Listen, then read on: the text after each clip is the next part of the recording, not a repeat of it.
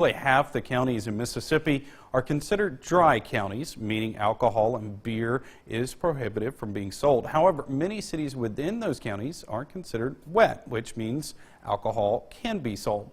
Our Quentin Smith talks with law enforcement about how this works and joins us live in the studio with more. Quentin? Joey, when it comes to dry counties, there's zero tolerance for alcohol or beer. However, law enforcement say the biggest problem they run into is when someone buys beer in a wet city, such as Aberdeen, then drives it back to their home, which is in the county. The driver is then essentially breaking the law. I spoke with a sheriff to find out how they go about making these judgment calls.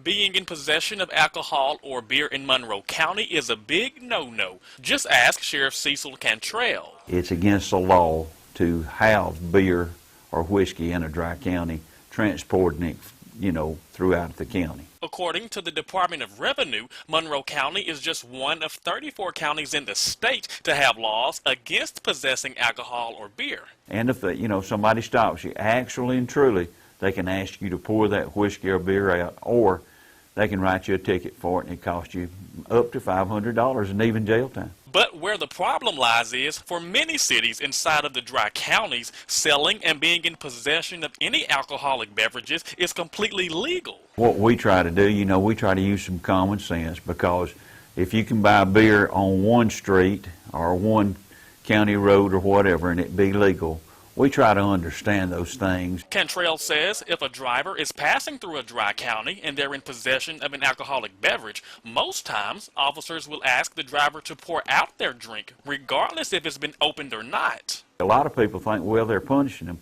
No, they're really helping them, because they could write them a ticket and still take their whiskey or beer to use in court and confiscate it. And while it is against the law to transport alcohol inside the car when passing through a dry county, Cantrell has this advice. We suggest people, if you're going to drink, to make sure you put your beer and your whiskey in your trunk and go home. But do not be drinking and driving.